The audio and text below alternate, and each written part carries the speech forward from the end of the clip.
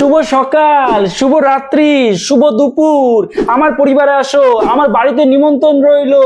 আচ্ছা, আপনার কি মনে হয় যে ফেসবুক এতটাই বোকা যে আপনি এরকম উল্টো পাল্টা পোস্ট করবেন আর ফেসবুক আপনার ব্যাংক অ্যাকাউন্টে প্রতি মাসে মাসে টাকা ঢোকাবে?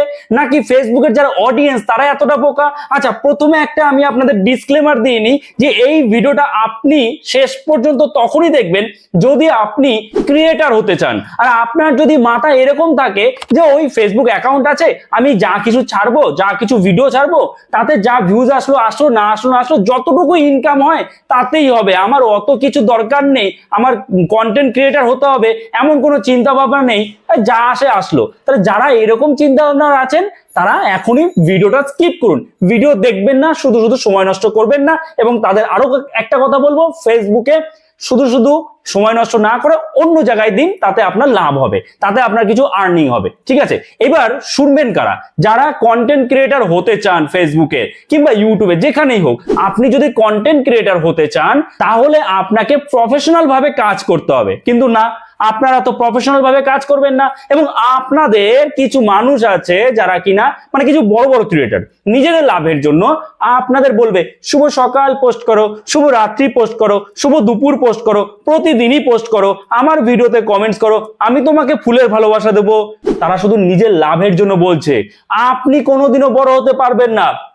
দেখুন, সবার প্রথমত যারা যারা রেগুলার শুভ সকাল, শুভ দুপুর, শুভ রাত্রি এই ক্যাপশন দিয়ে পোস্ট করছেন, এখনই বন্ধ করুন। সেম ক্যাপশনে যারা পোস্ট করছেন এখনই বন্ধ করুন। কোনো দিনও আপনি কন্টেন্ট ক্রিয়েটার হতে পারবেন না, কোনো দিনও আপনি ফেসবুক থেকে একটা ভালো পরিমাণে ইনকাম করতে পারবেন না। হয়তো 1 মাস টাকা ঢুকলো, হয়তো 3-4 মাস পরে কোনো কারণে একটা ভিডিও ভাইরাল হলো, তখন আপনার টাকা ঢুকলো, এই হবে, আর তাছাড়া কিছু নয়। তাহলে কন্টেন্ট ক্রিয়েটার হতে গেলে আপনাকে সবার প্রথমে এই জিনিসটা বাদ দিতে হবে, কি? শুভ সকাল, শুভ দুপুর, এই বিষয়গুলো কেন বাদ দিতে হবে? আপনি প্রত্যেকটা আপনার কন্টেন্টে, প্রত্যেকটা পোস্টে আপনি সেম ক্যাপশন দিচ্ছেন, এবং এই ক্যাপশন দেওয়ার মানে কি? যে আপনার কন্টেন্ট গুলো সব একই রকম। তাহলে ফেসবুকের যে অ্যালগরিদম, সে কি আপনার সেই পোস্টটাকে রিচ দেবে? কখনো রিচ দেবে না। কারণ অ্যালগরিদম কি বুঝবে যে একই ক্যাপশনে সব পোস্ট, তার মানে একই রকমের পোস্ট সে রিপিট করে যাচ্ছে। ফেসবুকে বলা হয় যে যত আপনি পারবেন পোস্ট করুন, যতটা সময় আপনি পারবেন ফেসবুকে সময় কাটান, মানে সময় কাটান মানে কাজ করুন, পোস্ট করুন। কিন্তু বেশি বেশি পোস্ট মানে এই নয় যে আপনি একই ক্যাপশনে সব পোস্ট করবেন। আপনার যদি মনে হয় যে আপনি আপনার ফলোয়ারদের শুভ সকাল জানাবেন, অবশ্যই জানান, কিন্তু কিভাবে? প্রতিদিনই শুধুমাত্র শুভ সকাল দিকে আপনি পোস্ট করছেন, এটা তো ক্যাপশনটাই সেম হয়ে যাচ্ছে।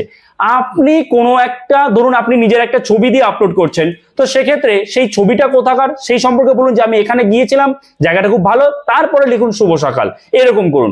রাত্রিবেলায় আজকে আমরা এই খাওয়া দাওয়া করলাম, ওই খাওয়া দাওয়া করলাম, তারপরে বলুন আপনি শুভরাত্রি, কিন্তু না, এই আজকে শুভরাত্রি, এই শুভ সকাল, শুভ দুপুর, মানে টাইম শুভ দুপুর, শুভরাত্রি। আচ্ছা, আপনি বলুন তো, আপনার যারা অডিয়েন্স আছে তারা বিরক্ত হয়ে যাবে না? আপনার কাছে যখন এই পোস্টগুলো যায়, বিরক্ত হয়ে যাবেন না যে কি প্রতিদিন খালি সকালে একই সময় একই একটা ছবি দিয়ে, কোনো রকমে কোনো কাজ নেই, ছবি দিয়ে বলে দিল শুভ সকাল, দুপুরে শুভ দুপুর, রাত্রে শুভ রাত্রি, কি কোনো রকম এক্সট্রা কিছু লেখে না? তখন কি বিরক্ত হয়ে যাবেন এবং আপনিও কিন্তু আনফলো করে দেবেন। আপনি যদি আনফলো নাও করেন, আপনার সামনে যখনই পোস্টটা আসবে না, আপনি স্ক্রল করে দেবেন, স্ক্রল করে সরিয়ে দেবেন। তাহলে স্ক্রল করে যখন সরিয়ে দেবেন, তার কি এঙ্গেজমেন্ট থাকলো না।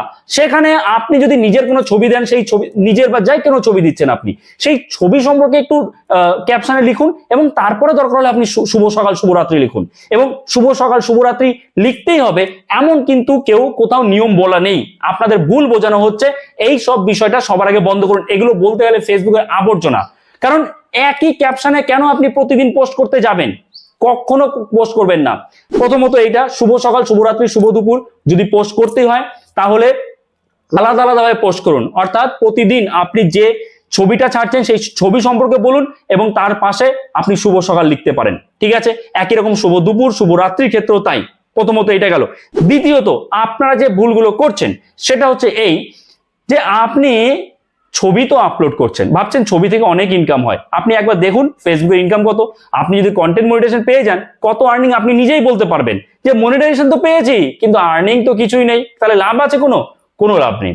তাহলে বিষয়টা হলো ফেসবুকে আপনাকে সব ধরনের কন্টেন্ট আপলোড করতে হবে, শুধু ছবি নয়, ছবির সাথে সাথে আপনাকে ভিডিও আপলোড করতে হবে এবং ভিডিওর সাথে সাথে লাইভে আসতে হবে। আবার এই যে লাইভে এসেও কিন্তু আপনারা কিছু বোঝেনই না, মানে বড় বড় ক্রিয়েটাররা যা করে আপনিও তাই করছেন। বড় বড় ক্রিয়েটাররা বলছে ফুলের ভালোবাসা দিলাম, ফুলের ভালোবাসা দিলাম, এই সব করছে, শুভরাত্রি, বন্ধুরা কেমন আছো, আপনিও তাই করছেন কেন? আপনি যে যারা বড় ক্রিয়েটার অলরেডি অনেক ফলোয়ার্স, সে যাই বলবে তার যে অডিয়েন্স আছে তারা দেখবে, তার ভিডিও দেখবে, কিন্তু আপনার তো অডিয়েন্স কম। তাহলে আপনি অডিয়েন্সকে কিভাবে আনবেন? কিভাবে আনবেন? আপনি নির্দিষ্ট একটা টপিক নিয়ে কথা বলুন। মানে আপনি যে ক্যাটাগরিতে কন্টেন্ট আপলোড করছেন, ধরুন আপনি রান্নার বিষয়ে ভিডিও আপলোড করেন, মানে কুকিং রিলেটেড আপনি পোস্ট করেন, ঠিক আছে, তো সেখানে আপনি কুকিং রিলেটেড বিষয় নিয়ে কথা বলুন, তাহলে আপনার অডিয়েন্সরা আপনার লাইভ ভিডিও দেখবে। না, লাইভ অনুষ্ঠান, সবাইকে স্বাগত রইলো, আমি আজকে 5টার সময় লাইভ আসবো, লাইভ অনুষ্ঠানে কি হবে, এই আমরা আড্ডা দিব, কি কেমন আছো, ভালো আছো, তুমি কোথা থেকে, আমি কোথা থেকে, এই দাদাকে ফলো করে নাও, ওই দাদাকে ফলো করে নাও। মাথা খারাপ না আপনাদের? সত্যি মাথা কি খারাপ? এইভাবে কি সম্ভব? কন্টেন্ট ক্রিয়েশন কি এতটাই সোজা, এতটাই ইজি? মোটেই না। যদি আপনি কন্টেন্ট ক্রিয়েটর হতে চান, কন্টেন্ট ক্রিয়েশনকে আপনি যদি as a part time job হিসাবেও নিতে চান, সেক্ষেত্রেও কিন্তু আপনাকে প্রফেশনালি কাজ করতে হবে। এত সোজা নয়, এত সোজা নয়। আমি আবারও বলছি, বারবার করে বলছি, এইগুলো বন্ধ করুন। শুভ সকাল, শুভ রাত্রি, এইসব বন্ধ করুন। লাইভে এসে আমি ভালো আছি, তুমি ভালো আছো, এগুলো বন্ধ করুন। নির্দিষ্ট একটা বিষয় নিয়ে আলোচনা করুন। অবশ্যই আপনি বলবেন কেমন আছো, ভালোবাসো, ঠিক আছে, সারাক্ষণ ধরে এই তো বলে যাচ্ছেন, 2 ঘন্টা লাইভ এরকম বলে যাচ্ছেন না। 10 মিনিট 15 মিনিটের লাইভ করুন এবং সেই লাইভে একটা নির্দিষ্ট বিষয় নিয়ে কথা বলুন, যাতে মানুষ সেই লাইভটা শেয়ার করতে বাধ্য হয়, লাইক করতে বাধ্য হয়, কমেন্টস করতে বাধ্য হয়। কি বললাম বোঝা গেল? আশা করি আপনারা বুঝতে পেরেছেন। দেখুন বিষয়টা হলো এই যে ফেসবুকের যে অ্যালগরিদম, সেটা কাজ করে কিসের উপরে? আপনি যে পোস্টগুলো করছেন সেই পোস্টের কিন্তু টাইটেল প্রথমে দেখে, টাইটেল, ক্যাপশন এগুলো দেখে। আপনি টাইটেলে কি দিচ্ছেন, সেই টাইটেলের ক্যাটাগরি কি, সেই ক্যাটাগরি অনুযায়ী আপনার পোস্টটাকে সেই সব মানুষের কাছে পৌঁছে দেবে।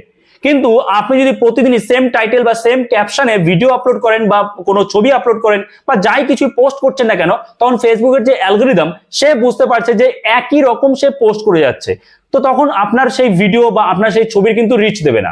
হয়তো বা আপনার রিচ আসলো, ভিউজ আসলো, আপনাকে কন্টেন্ট মনিটাইজেশন দেবে, কারণ ওইটা কিন্তু স্প্যামের মধ্যে পড়ে যাবে, কারণ আপনি একই জিনিস বারবার করে রিপিট করছেন, একই কন্টেন্ট রিপিট করছেন।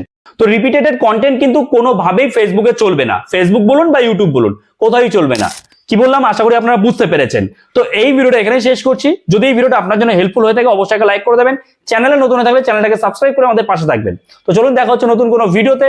সবাই ভালো থাকবেন।